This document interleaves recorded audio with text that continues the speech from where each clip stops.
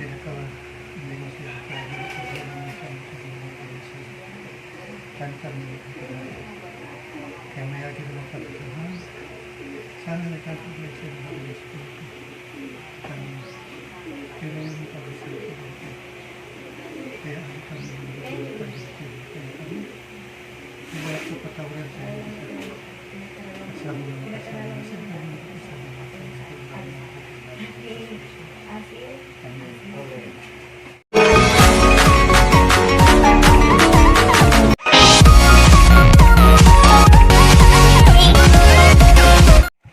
Lubak-lubak at mabato ang daan papunta sa bahay nila Ate Eileen. Ang araw mga katabang, ngayong araw babalikan po natin sila Jason at si Ate Eileen Shanoya. So magkalapit lang sila dito sa San Roque, Matacon. So bale dalawa ang ibibigay natin. May aso din doon. Gubat, marami. Talagang malayo-layo ang aming nilakad ng aking kasama. So may nakita kami dyan na daanan.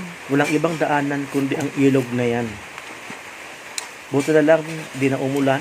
Kagabi daw umulan, maagos ang tubig. Yan po, may nakita tayo dyan naglalaba, naliligo. Ang mga taga-residente dyan. Diyan na po sila naliligo. Yan sa ilog na yan. Malinis naman po. Sigaling talaga sa ilog. Kumbaga parang bukal ang tubig.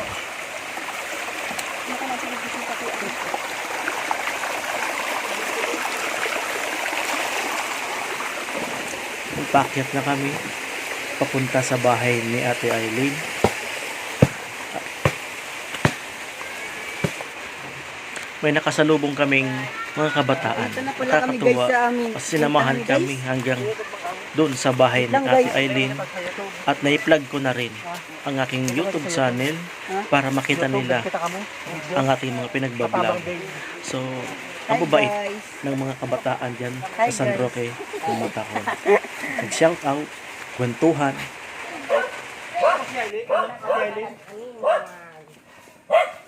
Yan mga katabang, dito po si Eileen, yung pakay natin.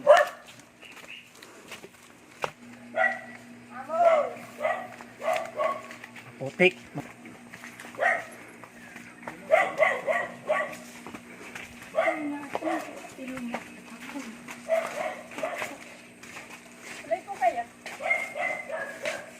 Na ano po ka muna, ano? Ni Jason? Ay, ni Jonel?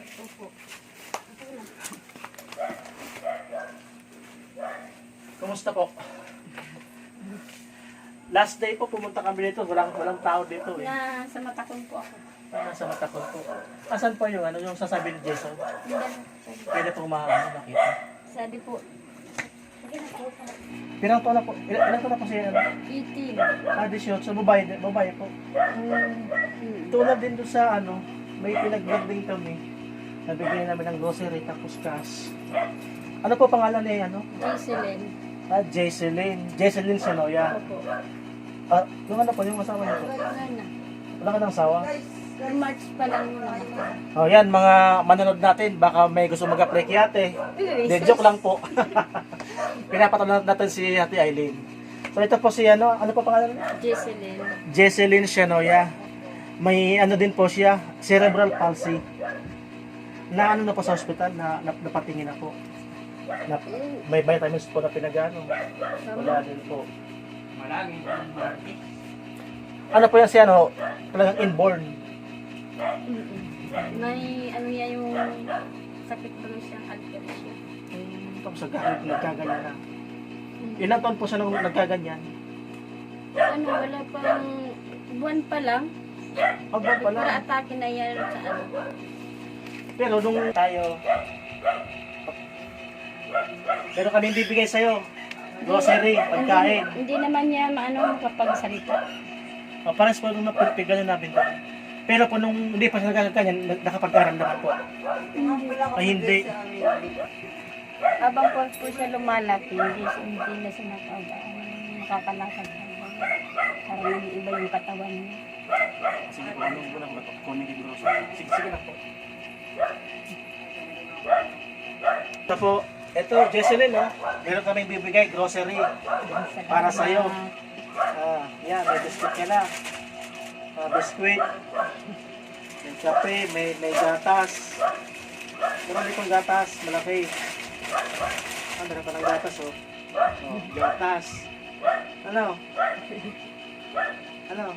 Masaya ka na? Ha? Ay, hindi nakakawalan. Ano? So, bale po, ano po kayo? Single na po kayo ngayon?